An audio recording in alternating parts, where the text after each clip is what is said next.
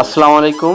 টানা 2 দিন ঝড় ও বৃষ্টির কারণে বাগানে আসলাম আজকে। এসে দেখি যে আমাদের যে ঘাসের ক্ষেতের যে বেড়া রয়েছে সেই বেড়াটি ভেঙে গেছে। তো আমি যেহেতু কিছুই আনিনি হাতে করে কি করব ভেবে উপায় অন্তর না পেয়ে নিজেই নিজের বেড়াগুলোকে সুন্দরভাবে বেঁধে দেওয়ার চেষ্টা করলাম। দেখি যে বেড়ার একটা বাঁশ ভেঙে গেছে। পাশেই আমি একটা বাঁশ দেখতে পেলাম, সেই বাঁশটা দিয়ে বেড়াটাকে একটু পুঁতে দিলাম। পাশেই দেখি যে আমাদের একটি গাছ উপড়ে গেছে। বাবা দাঁড়িয়ে দাঁড়িয়ে আমাদের সেই উপড়ানো গাছটি দেখছে, দেখে খুব খারাপ লাগছিল। গাছটি পড়েছিল ঠিক আমাদের ঘাসের যে ভুঁই এবং কলার যে বাগান রয়েছে সেই বাগানের মধ্যেই। এই গাছ পড়ে যাওয়ার কারণে বা উপড়ে যাওয়ার কারণে আমাদের ঘাসের এবং কলার কিন্তু অনেক ক্ষতি হচ্ছিল। তাই আমি আর আমার বাবা মিলে দুজনে গাছটাকে কাটলাম। কাটার পরে খড়িগুলোকে আলাদা করে রেখে দিলাম, যাতে করে আমাদের এই বাগানের কোনো ক্ষতি না হয়। সেজন্য খড়িগুলো সুন্দর করে গুছিয়ে রাখলাম। প্রবল বাতাস এবং গাছ উপড়িয়ে পড়ার কারণে আমাদের ঘাস এবং কলা গাছের প্রচণ্ড ক্ষতি হয়েছিল, যেটা বাবা সকাল থেকেই কাজ করছিলেন। গুড়ি গুড়ি বৃষ্টি হচ্ছিল, এই জন্য আমি বাবাকে বললাম আপনি বাসায় চলে যান। পাশে পাশে কাঁঠাল পাকার একটি সুগন্ধও আসছিল, যার কারণে আমি আমাদের ক্ষেতের মধ্যে যে কাঁঠাল গাছ রয়েছে সেই কাঁঠাল গাছের কাঁঠালগুলোকে চেক করে দেখলাম যে কাঁঠালগুলো পেকেছে কিনা। দেখলাম না, কাঁঠালগুলো পাকেনি। এরপরে আমি আস্তে আস্তে আমার ক্ষেতের মধ্যে চলে গেলাম। এক পাশেই দেখলাম যে কলা গাছের কিছু ডালটাল আগাছালো ডালটাল রয়েছে, সেগুলো ঝুলে গেছে। আমি সেগুলো পরিষ্কার করে দেওয়ার চেষ্টা করলাম।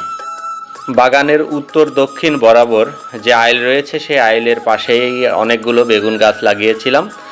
বেগুন গাছগুলোতে প্রচুর পরিমাণ পাতা এবং ঝড় হওয়ার কারণে পাতার ভারে বেগুন গাছগুলো ভেঙে গিয়েছিল এবং উপড়ে যাওয়ার উপক্রম হয়েছিল। সেগুলো ঠিক করে দিলাম এবং গাছের যে পাতাগুলো ছিল সেই পাতাগুলো সুন্দরভাবে কাঁচি দিয়ে কেটে কেটে দিলাম, যাতে বেগুন গাছগুলো ঝড়ে ভেঙে না পড়ে। বাগানের দক্ষিণ বরাবর কিছু ঘাস, নেপিয়ার ঘাস এবং আপনার কলা গাছ লাগিয়েছিলাম। এটাকে বলা হয় সাগর কলা। এটা অবশ্যই বাণিজ্যিক উদ্দেশ্যে নয়, আমাদের নিজেদের চাহিদা পূরণের জন্যই লাগিয়েছিলাম। কিন্তু আমাদের গাছ উপড়ে গিয়েছিল এবং ঝড়ের কারণে কলা গাছের বেশ ক্ষতি হয়েছিল। আমি সেই কলা গাছের ডালপালাগুলো সুন্দরভাবে পরিষ্কার করে দিলাম এবং ভিতরে যে অগাছালাগুলো ছিল সেই অগাছালাগুলোও পরিষ্কার করে দিলাম। এবং জমির পাশের যে আইল ছিল সেখানে দেখি যে 2টা কলা গাছ ভেঙে রয়েছে, সেই কলা গাছ দুটোকে সুন্দরভাবে পাতা পরিষ্কার করে দিলাম।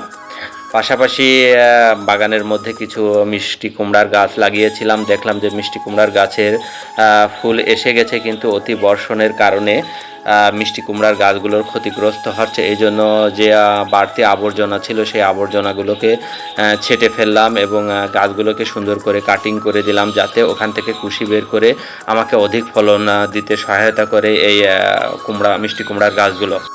এত কিছুর পরেও আলহামদুলিল্লাহ বলতে হবে, কারণ আল্লাহ যা করেন ভালোর জন্যই করেন। কিন্তু সবচেয়ে বেশি খারাপ লেগেছে, গত বছর একটা পেয়ারা গাছ লাগিয়েছিলাম, সেই পেয়ারা গাছে অলরেডি 2টা পেয়ারা ধরছিল এবং সেই 2টা পেয়ারার ডাল সহই ভেঙে গিয়েছিল। এটা আমার জন্য খুবই কষ্টের ছিল। তো আজকে এই পর্যন্ত, সবাই ভালোই থাকবেন। আসসালামু আলাইকুম।